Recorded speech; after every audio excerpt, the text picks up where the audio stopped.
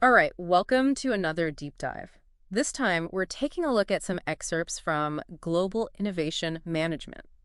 It's a pretty dense book, but packed with some seriously interesting stuff about, well, innovation, obviously. You know what really grabbed my attention? Oh, yeah. It's the way it goes beyond just the aha moment of invention and digs into what makes innovation truly successful, like in the real world. Yeah, and the book just jumps right in, like right off the bat, it's making the point that innovation isn't just about like cool gadgets or whatever. It's really about getting that deep understanding of what your customers want, even if they don't even realize it yet. Exactly. And they bring up this thing called the consumption chain, which when I first read it, I was like, what is that? Hmm. But it basically lays out every single step a customer goes through with your product or service from the moment they even hear about it to like way after they've got it. It's like that whole customer journey. Yeah. And it made me realize that innovation isn't just about the product itself, it's about the entire experience surrounding it. Like Mm. every touch point matters. And the book gives this perfect example with Fender guitars and amps. You'd think in the music world it's all about the newest tech, right? But Fender, they actually found a ton of success by like doubling down on what their customers have always loved about them, the sound, the feel, the whole legacy of it, even if the tech isn't the absolute latest thing. And it's not just Fender either. Think about like classic cars. People pay a fortune for those, Right. right? And it's not because they have the most advanced features or whatever. It's about the feeling they evoke, the connection to a certain era. It's tapping into something deeper. It's like sometimes innovation is about refining what already works, making it even better, or just connecting with people on that emotional level. But okay, enough about guitars. The book also lays out this demand-side feature map, which honestly I think everyone listening should check out. It's a great tool to help you analyze your own products or services. You basically categorize each feature based on how it impacts the customer. Okay, so break it down for me. Well, first you've got your exciters.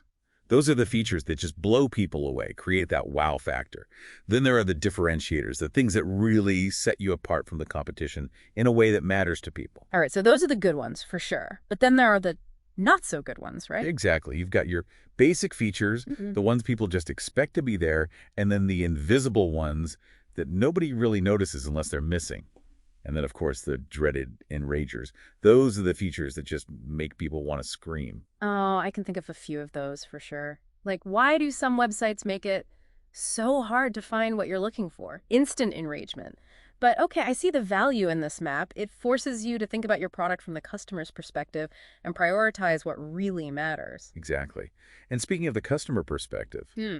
the book also dives into some of the, let's say, quirks of human behavior and decision making.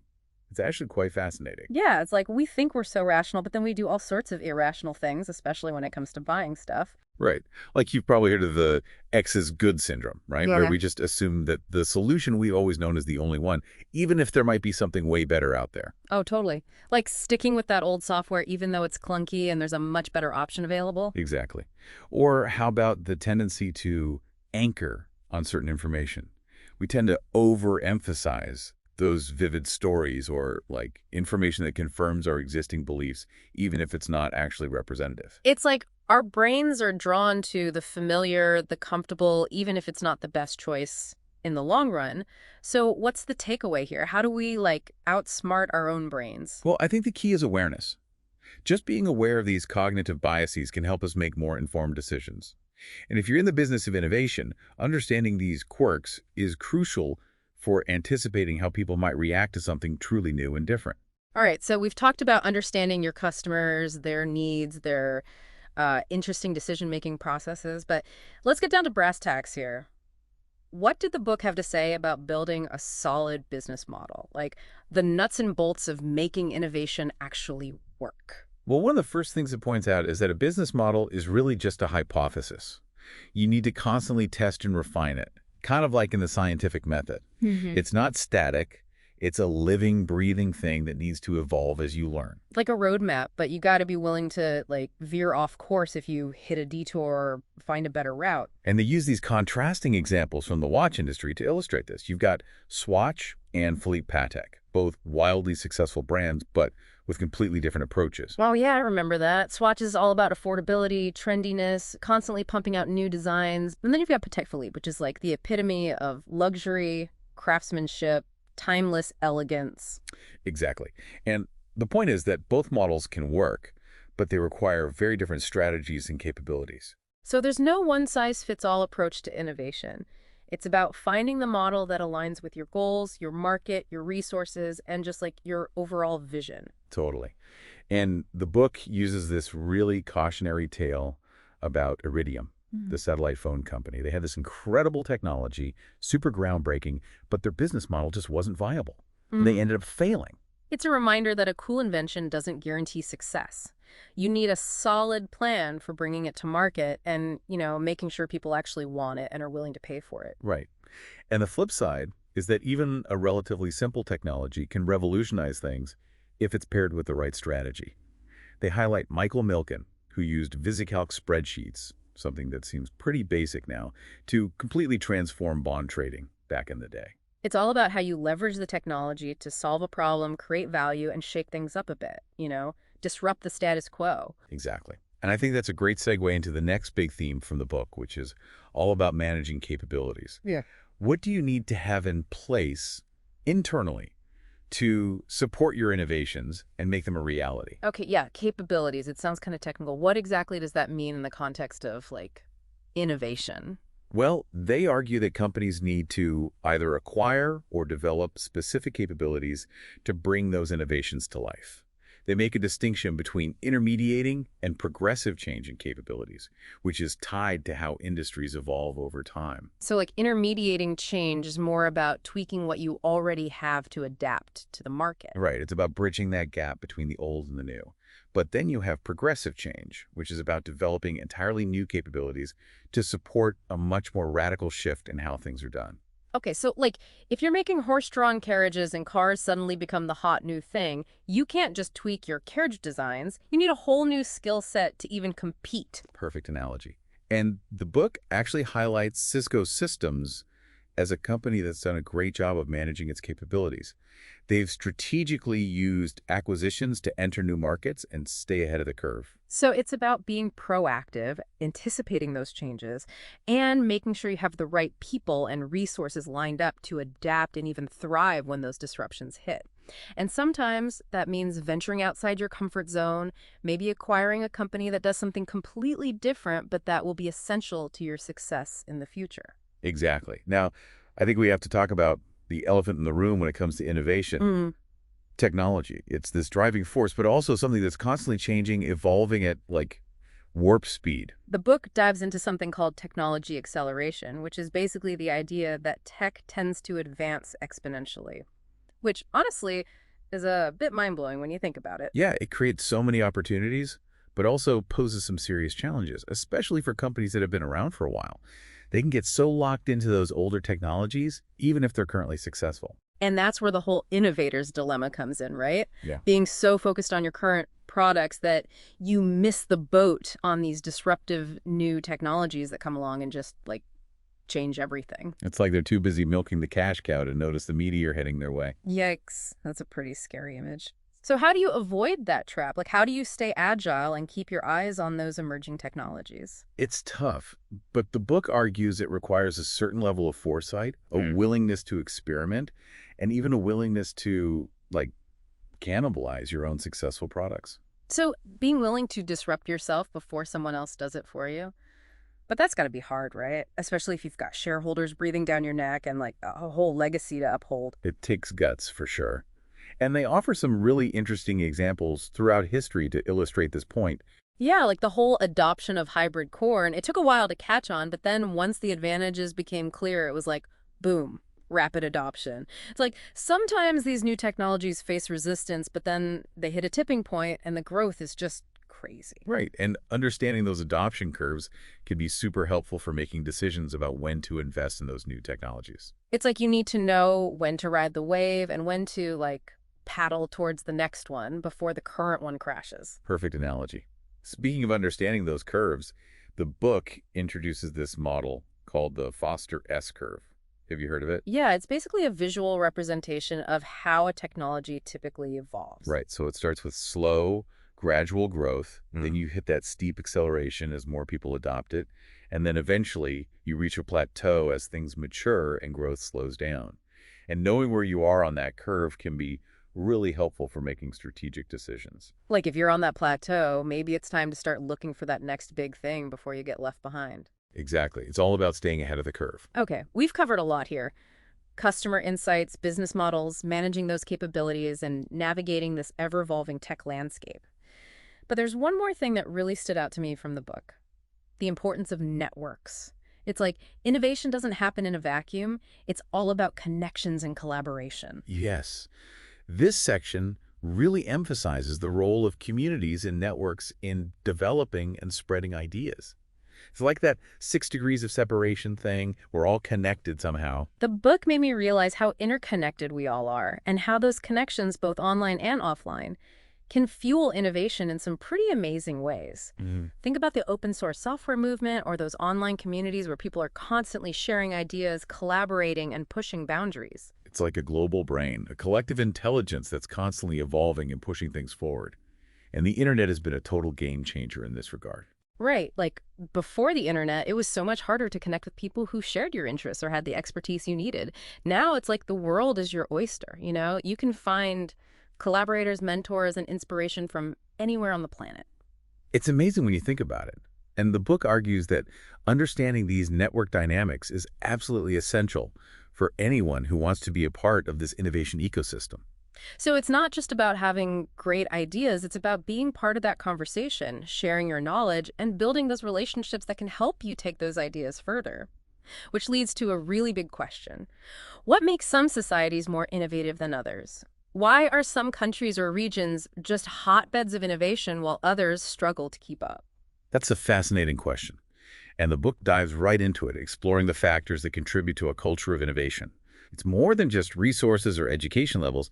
It's about the underlying values, the cultural norms, the historical context that shapes how a society approaches risk, new ideas, and collaboration.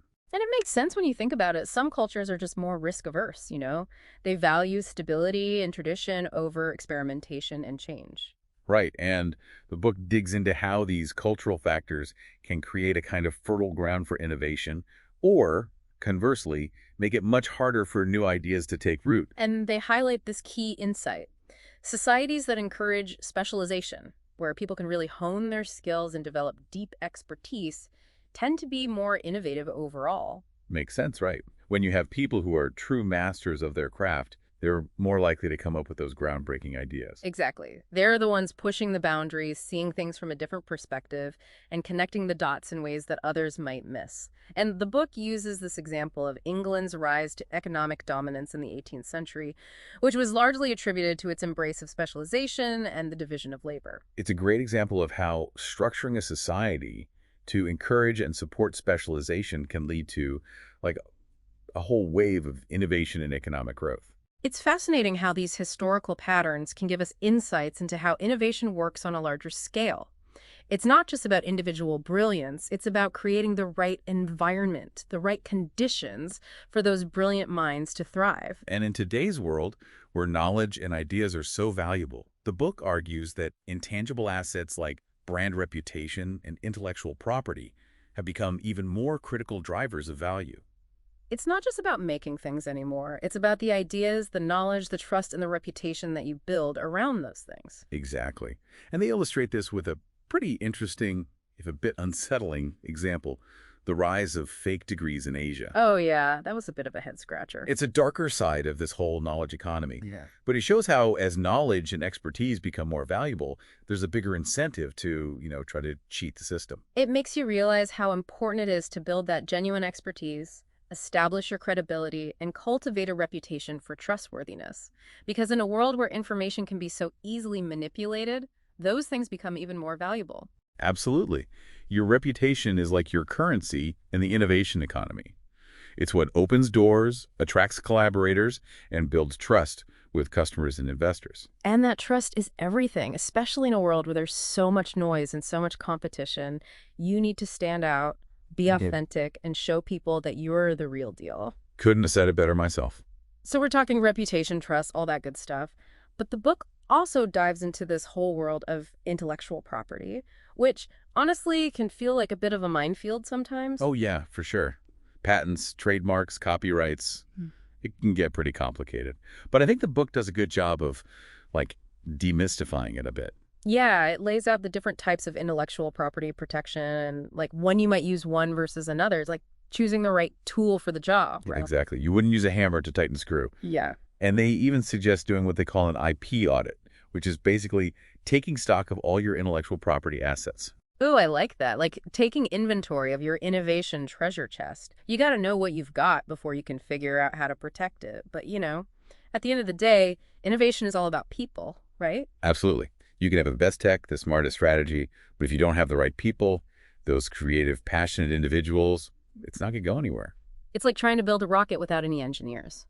So what did the book have to say about like managing those creative types, attracting them, keeping them happy, getting the most out of their, unique talents? Well, they emphasize the importance of creating a work environment that encourages experimentation, tolerates failure, and celebrates those successes. Mm. It's about fostering that psychological safety where people feel comfortable sharing their ideas and taking risks without, fear of being punished if things don't work out. Right, like nobody wants to feel like they're walking on eggshells, especially when they're trying to be creative and come up with new ideas. Exactly. And they highlight companies like Google who've really embraced this philosophy, giving their employees a lot of autonomy, encouraging them to pursue their passions, and just creating that space for like creative exploration. And Google's track record speaks for itself, right? They've been at the forefront of so much innovation, so clearly they're doing something right. But I think there's also a balance to be struck between like individual creativity and team collaboration. Because a lot of times innovation happens when those different perspectives collide, right? Absolutely. The book talks about the importance of both. You need to give people the space to explore their own ideas, but you also need to create opportunities for them to come together, share knowledge, and build on each other's ideas. Yeah, because sometimes those aha moments happen when you're bouncing ideas off someone else or getting a fresh perspective on a problem you've been wrestling with. It's like that old saying, two heads are better than one, but sometimes those heads are like butting against each other instead of working together. So how do you create that synergy where like individual brilliance is actually amplified through collaboration? Well, the book highlights the importance of clear communication, shared goals, and, a basic level of respect within teams.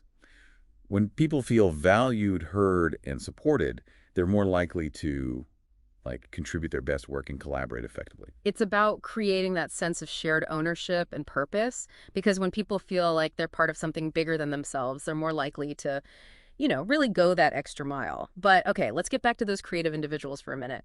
The book actually digs into the characteristics of these folks, like what makes them tick. Yeah, they draw on research and interviews with successful innovators to explore those common traits, habits, and mindsets that seem to drive creativity. So spill the beans. What's the secret sauce? Well, it's not some magical formula, but they highlight things like curiosity, a willingness to challenge assumptions, and a tolerance for ambiguity.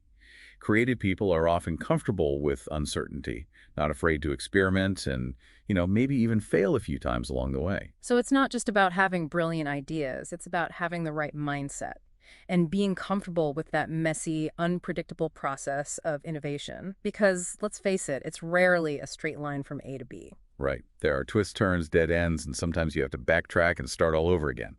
But it's those folks who can embrace that process, learn from their mistakes, and keep pushing forward who ultimately succeed. And they actually argue that these traits like curiosity, resilience, that willingness to embrace failure, they can be nurtured and developed. You don't have to be born a creative genius to be an innovator. It's about cultivating those habits of mind and creating a space where those qualities can flourish. I love that. It's so empowering. It means that innovation is accessible to anyone, regardless of your background or your job title. But it's not just about individual effort either, right? The book also talks about the role of government in shaping a nation's innovation landscape. Oh, absolutely. They argue that governments can play a huge role in fostering innovation, whether it's through funding scientific research, providing incentives for entrepreneurship, or creating policies that support the development and spread of new tech. It's like setting the stage for innovation to thrive. You need that supportive environment, the infrastructure, those investments in research and education to create fertile ground for new ideas to take root. And they use this fascinating example of Vannevar Bush's report, Science, the Endless Frontier, which basically laid the groundwork for the U.S. system of government-funded research. It's amazing how one document can have such a ripple effect on a nation's innovation trajectory. It's like planting those seeds that will eventually grow into a whole forest of innovation. And speaking of fertile ground, they also touch upon this idea of innovation clusters, those geographic regions that just seem to become magnets for talent, capital, and ideas. Silicon Valley is, of course, the most famous example, but these clusters are popping up all over the world, and they explore the factors that contribute to their formation. Things like leading research universities, access to venture capital, a supportive regulatory environment, and just a culture that embraces risk-taking and collaboration. It's like having all the right ingredients in one place, creating that perfect recipe for innovation. Exactly. And while some clusters occur naturally, others are intentionally created through government initiatives or private investment. It's interesting to see how people are trying to replicate that Silicon Valley magic in other parts of the world. And while it's definitely not easy to just recreate that unique combination of factors, there's a lot we can learn from studying these clusters. Totally agree. It's about understanding those key ingredients and seeing how they can be adapted and applied in different contexts. Because innovation isn't one size fits all, right? It takes different forms in different places. Okay, so we've talked about intellectual property, managing those creative folks, the role of government in these innovation clusters. It seems like there's a common thread running through all of this: the importance of collaboration, sharing knowledge, and building a supportive ecosystem. You nailed it. And this leads us to a really cool concept that the book explores: the role of communities, networks, and reputation in driving innovation. It's like innovation doesn't happen in isolation. It thrives on those connections, those sparks that fly when different ideas collide, when people from different backgrounds with different perspectives come together to solve problems and create something new. And they delve into network theory, exploring how ideas spread through social networks and how the structure of those networks can impact the pace and direction of innovation. It's like mapping the pathways of ideas, seeing how they flow through a community and evolve over time. I don't know why, but I keep picturing those visualizations of neural networks in the brain, how different parts light up and connect as we think and process information. I love that analogy. And think about how the internet has just blown those connections wide open. Mhm. It's created this massive global network where ideas can spread at like warp speed. It's incredible, but also kind of overwhelming, Yeah. right? We have access to so much information and so many potential collaborators, but it's hard to filter out the noise and find those truly valuable connections. That's where reputation comes in. They emphasize that in a world where anyone can publish anything online, trust and reputation become even more valuable. You need to be able to discern the credible sources from those that might be spreading misinformation or just haven't earned that trust yet. It's like you're navigating this vast ocean of information and you need a compass to point you in the right direction. Great analogy. And the book offers some really practical advice on how to build and manage your reputation in this crazy world of online innovation. All right, I'm all ears. What's the secret? Well, it starts with being an active and engaged member of your community. Share your knowledge, contribute to conversations, build relationships with those key influencers, and be transparent about your work and your values. So basically, show up, be authentic, and be a good citizen of that community. Exactly. And be consistent. Your reputation is built over time through your actions and interactions. It's about walking the walk, not just talking the talk. Actions speak louder than words. Got it. But, we keep coming back to this idea of technology and how it's both driving and disrupting innovation. We touched on this earlier with the whole innovator's dilemma thing. Yeah, and the book goes even deeper into the concept of technology acceleration and how it's changing the world around us. The idea is that technology often advances at an exponential rate. Which is exciting, but also kind of scary when you think about how quickly things are changing. Like what's cutting edge today might be obsolete tomorrow. So how do you stay ahead of the curve? Or at least not get completely wiped out by it. Right. And it's tough. But they argue it requires foresight, a willingness to experiment, and maybe even a willingness to, cannibalize your own successful products if necessary. So you're saying companies need to be willing to disrupt themselves before someone else does it to them.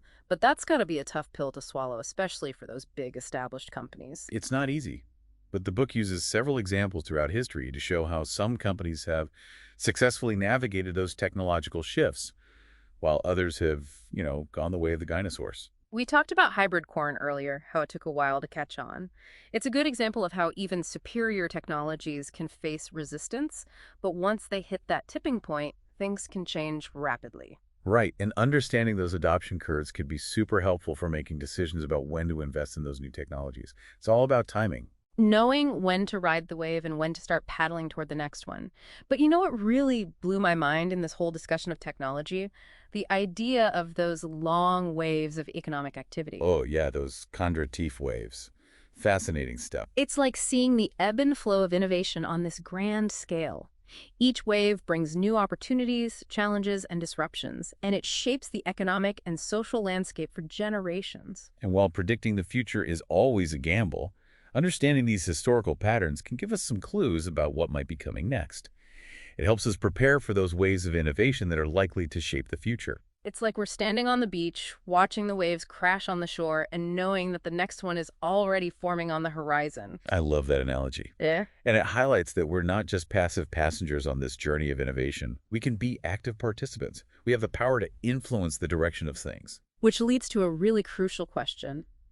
How can we use innovation to tackle those big challenges facing humanity? Hmm. Climate change, resource scarcity, inequality, these things aren't going to solve themselves. Right, and they argue that we need to move beyond those incremental improvements and embrace those more radical innovations that can fundamentally change how we live, work, and consume resources. It's about challenging the status quo, being willing to experiment and thinking big. Exactly. And they highlight some promising areas like renewable energy, sustainable agriculture, and circular economy models that aim to reduce waste and create a more closed-loop system.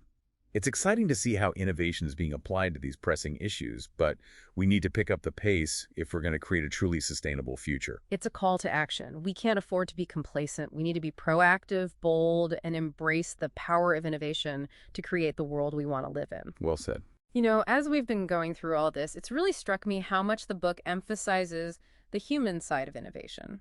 It's not just about algorithms and tech, it's about people, their creativity, their motivations, how they work together. Totally. And that brings us to one of those big questions the book tackles. Why are some societies just more innovative than others?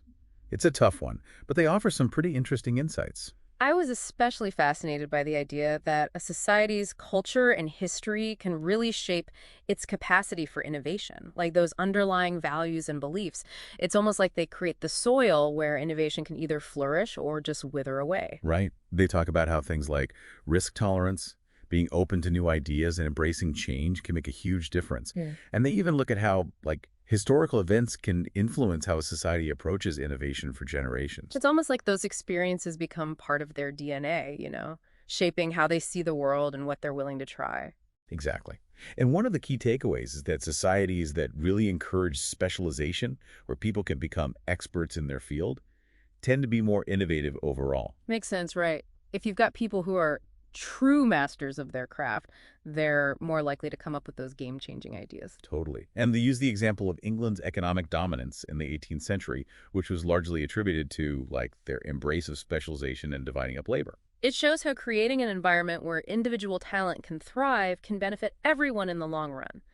But, in today's world, it's not just about mastering one specific skill. It's about being adaptable, picking up new things quickly, and seeing those connections between different fields. Oh, absolutely. Things are changing so fast that you have to be a lifelong learner just to keep up. And that brings up another crucial insight from the book, the growing importance of those intangible assets, like your brand reputation and intellectual property. It's like in the old days, it was all about factories and machines. Now it's about the ideas, the knowledge, the trust that you build. Exactly. And they drive this point home with a somewhat disturbing example. The rise of fake degrees in Asia. Oh, yeah. That was a bit unsettling. Like people literally buying their credentials. But it highlights how, as knowledge and expertise become more valuable, there's a bigger incentive to try and cheat the system. It's a reminder that building genuine expertise and a solid reputation is more important than ever. Because in a world where anyone can claim to be an expert, it's that reputation, that trust you've built that really sets you apart. Exactly. It's your currency in today's world. And this ties back to the power of communities and networks, which the book spends a lot of time on. Because innovation doesn't happen in a vacuum, right? It's all about those connections, those collaborations, the exchange of ideas. Right. They dive into network theory and how ideas spread through social networks, how the structure of those networks can really shape the direction of innovation. It's like they're mapping the pathways of ideas, seeing how they move through a community and evolve over time. It's fascinating. And the internet has, of course, just amplified all of this. It's created this global network where ideas can spread at lightning speed. Which is amazing, but it also means there's more noise than ever, more competition for attention. So how do you cut through all that and find those truly valuable connections? That's where your reputation comes in. In a world with so much information, it's that trust you've earned that helps you stand out, attract the right people, and get your ideas heard. It's like you're setting up a signal flare that says, hey, over here, something valuable this way. Exactly. And global innovation management offers some great advice on how to cultivate that reputation. Be an active member of your community, share your knowledge, connect with those key influencers, and above all, act with integrity. It's about showing up, being authentic, and genuinely contributing to that community. So, as we wrap up our deep dive into global innovation management, I think it's safe to say this book is about way more than just understanding how innovation works. It's a call to action, an invitation to be a part of creating a better future. It's a reminder that we all have the potential to be innovators, to make a difference, and to shape the world around us. And it starts with being curious, asking questions, and being willing to try new things. So, if you're feeling inspired, I encourage you to dive into global innovation management. There's a ton of valuable information in there. And think about how you can apply these ideas to your own life and work. What are you passionate about? What problems do you want to solve? What kind of positive change do you want to create in the world? Because innovation isn't just about creating the next cool gadget, it's about making a positive impact. Absolutely. It's about using our creativity and ingenuity to build a better future for everyone. Thanks for joining us on this deep dive. And remember, the world needs your ideas. Keep learning, keep exploring, and keep innovating.